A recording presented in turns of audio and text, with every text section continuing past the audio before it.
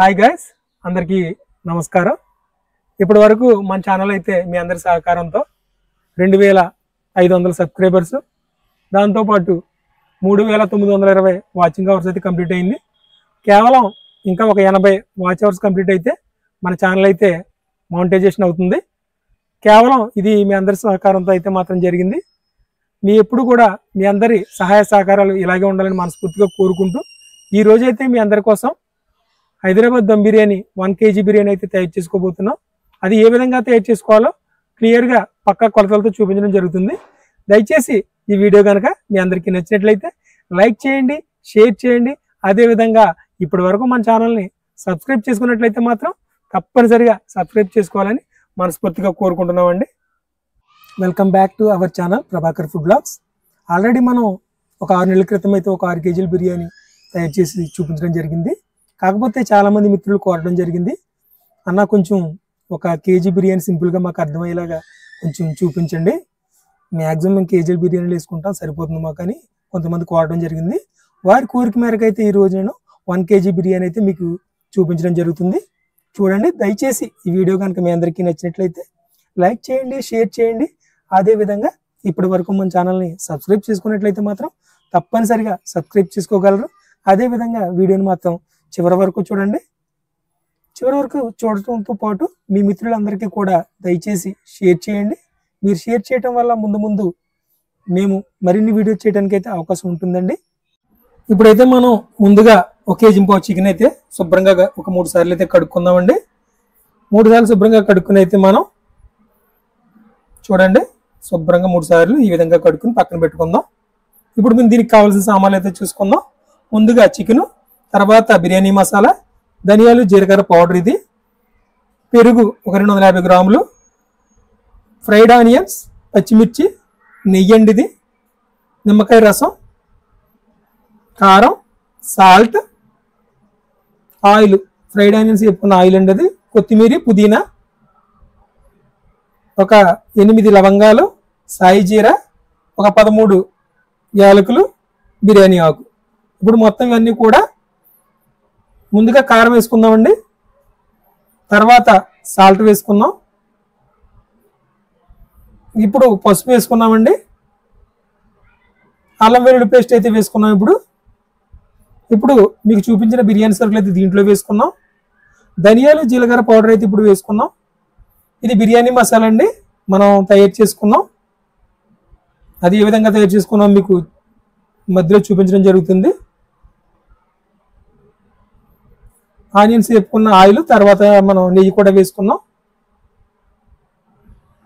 చూడండి, నిమ్మరసం, ఇవన్నీ వేసుకున్న తర్వాత ఒకసారి బాగా మొత్తం అంతా కూడా ఈ ముక్కలన్నీ కూడా బాగా కలిసేలాగైతే మొత్తం బాగా కలుపుకోవాలండి. తర్వాత మనం ఫ్రైడ్ ఆనియన్స్ అయితే వేసుకున్నాం. అదేవిధంగా కొత్తిమీర వేసుకున్నాం. కొత్తిమీర వేసుకున్న వెంటనే పుదీనా కూడా వేసుకున్నాం. ఇదంతా కూడా మొత్తం అంతా కూడా బాగా కలుపుకుందాం. చూడండి, ఇదంతా కూడా బాగా కలుపుకుని అయితే ఒక అరగంట అయితే పక్కన పెట్టుకుందామండి.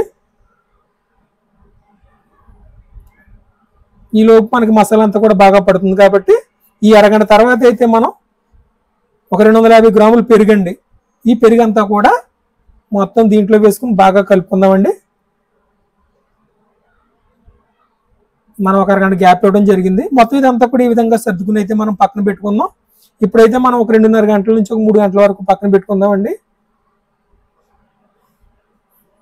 ఇప్పుడు 3 గంటలు పూర్తయింది కాబట్టి మనం ఇప్పుడు ముందుగా రైస్ అయితే కడుక్కుంటున్నాం. 1 kg రైస్ అయితే కడుక్కుంటున్నామండి. ఇప్పుడు మనం చూడండి, రైస్ ఎట్టి పరిస్థితుల్లో నలగకుండా జాగ్రత్తగా కడుక్కోవాలండి. అంటే ఇష్టం వచ్చినట్టు నలిపేయడం వల్ల రైస్ అయితే పాడవుతుంది. మీరు రైస్ విషయంలో మాత్రం జాగ్రత్తగా ఉండాలండి. ఇప్పుడు మనం 3 గంటలు పక్కన పెట్టుకున్న చికెన్ అయితే చూసుకున్నాం. ఇప్పుడు మనం రైస్ ఉడకబెట్టుకోవడానికి అయితే మనం వాటర్ అయితే వేసుకున్నాం, గిన్నె పెట్టుకొని. మనకు కావాల్సిన సామాన్లు అయితే ఇప్పుడు బిర్యానీ ఆకు, అదేవిధంగా దాల్చిన చెక్క, యాలకులు, స్టార్ అనాస, సాయి జీరా, యాలకులు, ఇవన్నీ కూడా మనం దీంట్లో వేసుకున్నామండి. పచ్చిమిర్చి కూడా వేసుకున్నాం. ఇప్పుడు మనం ఉల్లిపాయలు వేపుకున్న అదే ఫ్రైడ్ ఆనియన్స్ వేపుకున్నాం కదండి, ఆయిల్ అయితే మనం దీంట్లో వేసుకున్నామండి. అది వేసుకున్న తర్వాత కొద్దిగా మనం నెయ్యి అయితే దీంట్లో వేసుకున్నాం ఫ్లేవర్ కోసం. దాంతోపాటు ఇప్పుడు మనం కొద్దిగా కొత్తిమీర, అదేవిధంగా పుదీనా కూడా వేసుకున్నామండి. ఇవన్నీ వేసుకోవటం వల్ల ఈ ఫ్లేవర్ అంతా దాంట్లో దిగుతుంది. ఇప్పుడు మనం తగినంత సాల్ట్ అయితే వేసుకుందాం. నేనైతే ఒక 4 స్పూన్లు వేసుకోవడం జరిగింది. మీరు రుచికి తగినట్లుగా మీరు అడ్జస్ట్ చేసుకోండి. ఇదంతా వేసుకున్న తర్వాత బాగా కలుపుకుందామండి. ఇప్పుడు మనం గార్నిష్ చేసుకోవడానికి జీడిపప్పు, ఫ్రైడ్ ఆనియన్స్. ఇప్పుడు మనం దీంట్లో నిమ్మకాయ రసం వేసుకున్నామండి, ఒక నిమ్మకాయ పిండుకున్నాం దాంట్లో. ఇప్పుడు ఇంకొక పక్క అయితే మనం ముందుగా మ్యాగ్నెట్ చేసుకుని పక్కన పెట్టుకున్న ఈ చికెన్ అంతా కూడా ఈ పక్కన పెట్టుకుని స్లో ఫ్లేమ్లో పెట్టుకుని ముందు పెట్టుకుందామండి. చూడండి, ఇదంతా కూడా బాగా కలుపుకుందాం. కొత్తిమీర, పుదీనా, ఫ్రైడ్ ఆనియన్స్, అదేవిధంగా జీడిపప్పు, ఇవన్నీ కూడా బాగా కలుపుకుని అయితే మనం పక్కన పెట్టుకుందామండి. ఇప్పుడు మనం వేడికి నీళ్ళు ఉన్నాయి కదా, ఇప్పుడు మనం రైస్ ఉడకబెట్టుకోవడానికి అది మరిగిన వాటర్ అంతా కూడా మనం ఈ చికెన్లో వేసుకుందామండి. ఈ చికెన్లో వేసుకోవటం వల్ల ముక్క అనేది కొంచెం తొందరగా ఉడుకుతుందండి, సాఫ్ట్గా ఉంటుంది. దానికోసం అయితే మనం దాంట్లో వాటర్ దీంట్లో వేసుకోవడం జరిగింది. కొద్దిగా ఒక 250 ml అయితే సరిపోతుందండి. చూడండి, ఇప్పుడు వాటర్ అయితే మొత్తం మరిగింది కాబట్టి ఇప్పుడు మనం ముందుగా కడుక్కుని నానబెట్టుకున్నాం కదా, మనం ఈ రైస్ అంతా కూడా దీంట్లో వేసుకుని ఒకసారి అంతా కూడా బాగా మొత్తం కలుపుకుందామండి. చూడండి, ఈ విధంగా అయితే మొత్తం అంతా కలుపుకోవాలి. ఇప్పుడు మూత పెట్టుకుందామండి.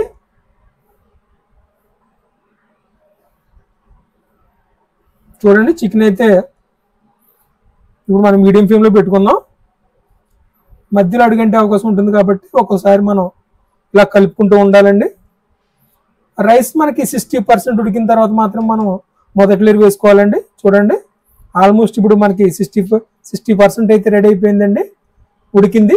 కాబట్టి ఇప్పుడు మనం మొదటి లేయర్ అయితే వేసుకుంటున్నామండి. చూడండి, ఈ విధంగా అయితే మనం మొదటి లేయర్ వేసుకుందాం. మొత్తం ఫస్ట్ ఈ విధంగా మనం ఒక 3 లేయర్ అయితే వేసుకోవాలి.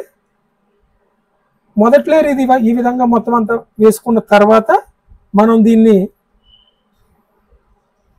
కొత్తిమీర, పుదీనా ఇదంతా ఉంది కాబట్టి ఈ లేయర్ పూర్తయిన తర్వాత మనం ఇదంతా కూడా గార్నిష్ చేసుకోవాలి. కొత్తిమీర, పుదీనా, అదేవిధంగా ఫ్రైడ్ ఆనియన్స్, జీడిపప్పు ఇవన్నీ కలుపుకుని మనం పక్కన పెట్టుకున్నాం కాబట్టి చూడండి, ఈ సెకండ్ లేయర్ అండి ఇది. అదేవిధంగా సేమ్ ప్రాసెస్ అండి, ఆ రెండో లేయర్లో కూడా మనం ఇదే విధంగా కొత్తిమీర, పుదీనా, జీడిపప్పు, ఫ్రైడ్ ఆనియన్స్ ఇవన్నీ కూడా వేసుకుని మనం గార్నిష్ చేసుకుందాం. ఫైనల్గా మనం మూడో లేయర్ కూడా వేసేసుకున్నాం కాబట్టి ఫైనల్గా మిగిలినంతా కూడా మళ్ళీ మనం గార్నిష్ చేసుకుని అదేవిధంగా ఫైనల్ కాబట్టి మనం చివరిగా నెయ్యి అయితే వేసుకుందామండి. మొత్తం అంతా కూడా ఈ విధంగా అయితే నెయ్యి వేసుకోవాలి. ఇప్పుడు నెయ్యి వేసుకున్నాం కాబట్టి మనం మూత అయితే పెట్టేసుకోవాలండి. మూత టైట్గా పెట్టుకుని మనం దీని మీద అయితే కొంచెం బరువు పెట్టుకోవాలండి. కొంచెం దాంట్లో వాటర్ అయితే వేసుకుని మనం బరువు పెట్టుకుని మనం బరువు ఎందుకు పెట్టుకున్నాం అంటే అండి, ఆవిరి అనేది బయటికి రాకుండా బ్లాక్ అవుతుంది. దానివల్ల ఆవిరి వల్లే మనకి ఎక్కువ బాగా కుక్ అవుతుందండి. దానికోసం అయితే మనం బరువు పెట్టుకోవడం జరిగింది. మనం ముందైతే ఒక 10 నిమిషాలు హై ఫ్లేమ్లో పెట్టుకోవాలి. అదేవిధంగా ఒక 6 నిమిషాలు మీడియం ఫ్లేమ్, ఒక 5 నిమిషాలు స్లో ఫ్లేమ్లో పెట్టుకుంటే మీకు ఈ విధంగా అయితే కుక్ అయిపోతుందండి. చూడండి ఎంత పర్ఫెక్ట్గా వచ్చిందో, చాలా బాగా వస్తుంది. మీరు కూడా ట్రై చేయండి, ఖచ్చితంగా పర్ఫెక్ట్గా వస్తుంది. నేను చెప్పిన కొలతలతో కనుక మీరు చేస్తే చూడండి, బిర్యానీ స్మెల్ అయితే చాలా బాగుందండి. ఎందుకంటే మనం అన్ని కూడా ఒరిజినల్ ఇంగ్రీడియంట్స్ అయితే వాడాం. ముఖ్యంగా నెయ్యి అయితే నెంబర్ 1 నెయ్యి వాడాం. అదేవిధంగా మనం ఏ విధమైన టేస్టింగ్ సాల్ట్ కానీ ఏ విధమైన ఫుడ్ కలర్స్ కానీ మనం అసలు వాడలేదండి. ఎందుకంటే మనం అవి వాడటం వల్ల లేనిపోని సైడ్ ఎఫెక్ట్స్ తప్ప దానివల్ల మనకు ఉపయోగం అయితే లేదండి. చూడండి ఎంత పర్ఫెక్ట్గా వచ్చిందో. మీరు కూడా ఈ విధంగా ట్రై చేయండి, ఖచ్చితంగా పక్కాగా వస్తుంది. మీకు ఏ విధమైన డౌట్లు ఉన్నా నాకు కామెంట్ రూపంలో తెలియపరచండి. Thank you for watching.